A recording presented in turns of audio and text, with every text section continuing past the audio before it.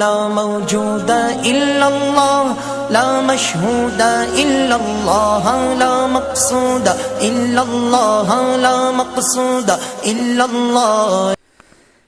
بسم الله الرحمن الرحيم. الحمد لله رب العالمين، والصلاة والسلام على سيد المرسلين وخاتم النبيين محمد وآله وأصحابه أجمعين. أما بعد، عن أبي أيوب الأنصاري رضي الله تعالى عنه قال: جاء رجل إلى النبي صلى الله عليه وسلم فقال: إذني وأوجز. فقال: إذا قمت في صلاتك فصل صلاة مودع، ولا تكلم بكلام تعذر منه غدا، واجمع الأياس مما في أيدي الناس، أو كما قال النبي صلى الله عليه وسلم. معزز سامعین، حضرات صحابہ اکرام رضی اللہ عنہم اجمعین اللہ کے نبی صلی اللہ علیہ وسلم کی مجلس میں دنیاوی اغراض و مقاصد، کاروباری دشواریوں، تنگ دستی، بے چارگی اور فخر و فاقے سے دوچار زندگی کی پریشانیوں کو ذکر کر کے ان کے حل کی راہیں تلاش کرنے کے لیے نہیں آیا کرتے تھے، بلکہ ان کی حاضری کا مقصد صرف اور صرف اخروی کامیابی اور نجات کے راستے معلوم کرنا اور پھر ان پر عمل کرنا ہوا کرتا تھا۔ آخرت کی فکر ہمہ وقت صحابہ اکرام کے ذہنوں پر سوار رہا کرتی تھی۔ وہ یقیناً تمام امت کے لیے، بالخصوص ہم تمام کے لیے بالکل بہترین اسوہ اور نمونہ ہیں۔ ان کی تقلید اور پیروی ہی میں دونوں جہاں کی کامیابیاں مضمر ہیں، یعنی چھپی ہوئی ہیں۔ اب مذکورہ حدیث جناب محمد رسول اللہ صلی اللہ علیہ وسلم کی خدمت عالیہ میں ایک شخص آتے ہیں اور کہتے ہیں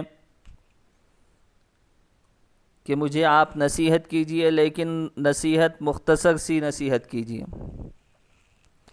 آپ علیہ السلام نے جواب میں 3 باتیں ارشاد فرمائیں جو سونے کے پانی سے لکھے جانے کے قابل ہے، سنہرے حروف سے لکھے جانے کے قابل ہیں۔ سب سے پہلے نمبر پر آپ علیہ السلام نے فرمایا: اذا قمت فی صلاتک فصل صلاة مودع۔ پہلی نصیحت میں جناب محمد رسول اللہ صلی اللہ علیہ وسلم نے نماز کی اہمیت اور اس کے خشوع و خضوع کو بیان فرما رہے ہیں، کیونکہ شریعت میں تمام عبادات و فرائض میں سب سے اہم مقام نماز کو حاصل ہے، اور افسوس کی بات یہ ہے کہ یہ عبادت جتنی اہم ہے اس کی طرف سے اتنی ہی لاپرواہی اور غفلت برتی جاتی ہے۔ ایسا لگتا ہے آج کل کی نمازیں اپنا اثر کھو بیٹھی ہیں۔ بظاہر نماز کا وہ اثر جس کو قرآن کریم میں ذکر کیا گیا ہے بالکل ہی ختم ہوتا جا رہا ہے۔ اللہ تبارک و تعالیٰ نے قرآن مجید میں ارشاد فرمایا: ان الصلاۃ تنہی عن الفحشاء والمنکر۔ نماز فحش باتوں سے اور گناہوں سے روکتی ہے، لیکن معزز سامعین، معاشرے میں ہم ایسے بہت سے لوگوں سے واقف ہیں جو نمازیں پڑھتے ہیں مگر گناہوں اور منکرات سے نہیں بچتے، جھوٹ، بدعہدی، وعدہ خلافی کے وہ عادی ہوتے ہیں۔ بات بات پر جھوٹ بولنا، دھوکہ دینا، وعدہ خلافی کرنا ان کی عادت بن چکی ہیں۔ نمازیں بھی پڑھتے ہیں لیکن بھائیوں، بہنوں، رشتہ داروں اور پڑوسیوں کی حق تلفی بھی کرتے ہیں، گویا ان کی نمازیں اپنا اثر کھو چکی ہیں، ختم کر چکی ہیں۔ آئیے آج ہم وجہ تلاش کریں کہ آخر نماز کا اثر کیوں ختم ہو گیا۔ اگر آپ گہری نظر سے اس کا جائزہ لیں گے تو بظاہر اس کے 2 اسباب آپ کو نظر آئیں گے جس کی وجہ سے نماز کی تاثیر ختم ہوتی چلی جا رہی ہے۔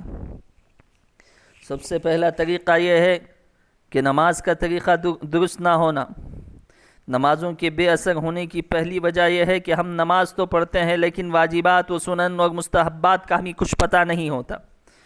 صرف الٹے سیدھے انداز پر رکوع اور سجدہ کر لینے ہی کو ہم نماز سمجھ لیتے ہیں، نہ ہم کو نماز کے صحیح اور سنت طریقوں کو سیکھنے کا موقع ملتا ہے، اور نہ ہی ہم اس کو اہم اور ضروری سمجھتے ہیں۔ ہمیں نہیں معلوم کہ نیت کیسے باندھی جائے، ہم نہیں جانتے کہ رکوع کیسے کیا جائے، ہمیں پتہ نہیں کہ ہاتھوں کی انگلیاں رکوع اور سجدے میں کہاں اور کیسے رکھی جائیں، اور یقیناً جب نماز اسلامی طریقے سے صحیح طور سے ادا نہیں کی جائے گی تو اس میں اثر کہاں سے پیدا ہو جائے گا؟ جب انسان اللہ کے سامنے رکوع اور سجدہ ہی غلط انداز سے کرے گا تو اجر و ثواب اور نماز کے فضائل اس کو کیسے حاصل ہوں گے؟ رکوع سے پورے طور پر کھڑے ہونے سے پہلے ہی سجدے میں پہنچ جانا، دونوں سجدوں کے درمیان ٹھیک سے نہ بیٹھنا اور سکون و اطمینان سے نماز کے تمام ارکان کو ادا کرنے میں کوتاہی کرنا، نبی کریم صلی اللہ علیہ وسلم کی نظر میں زمین کی سب سے بھیانک اور بڑی چوری ہے۔ آپ علیہ السلام نے فرمایا، لوگوں میں سب سے بدترین چور وہ ہے جو اپنی نماز میں چوری کرے۔ صحابہ کو تعجب ہوا، ہم کو بھی تعجب ہوتا ہے۔ صحابہ نے کہا، یا رسول اللہ، آدمی اپنی نماز میں کیسے چوری کر سکتا ہے؟ آپ نے فرمایا کہ نماز کی چوری یہ ہے کہ آدمی اس کے رکوع اور سجدے کو پورے طور پر ادا نہ کرے۔ معزز سامعین، آج ہم تمام اپنی نمازوں کا جائزہ لیں، ہمارے رکوع و سجود کا جائزہ لیں، قیام و قعود کا جائزہ لیں اور خشوع قلب کا جائزہ لیں، سنن و واجبات کا جائزہ لیں اور دیگر نماز کی چیزوں کا جائزہ لیں کہ ہم نماز صحیح اسلامی طریقے سے پڑھ رہے ہیں یا غفلت بھری نماز ہماری ہو رہی ہے۔ اللہ تعالیٰ سے دعا ہے کہ اللہ تبارک و تعالی ہم تمام کو خشوع و خضوع والی نماز پڑھنے کی توفیق نصیب فرمائے۔ جاندار نماز اللہ تبارک و تعالی اس کا مزہ، اس کا لطف، اس کی حلاوت ہم تمام کو نصیب فرمائے۔ آمین و آخر دعوانا ان الحمد للہ رب العالمین۔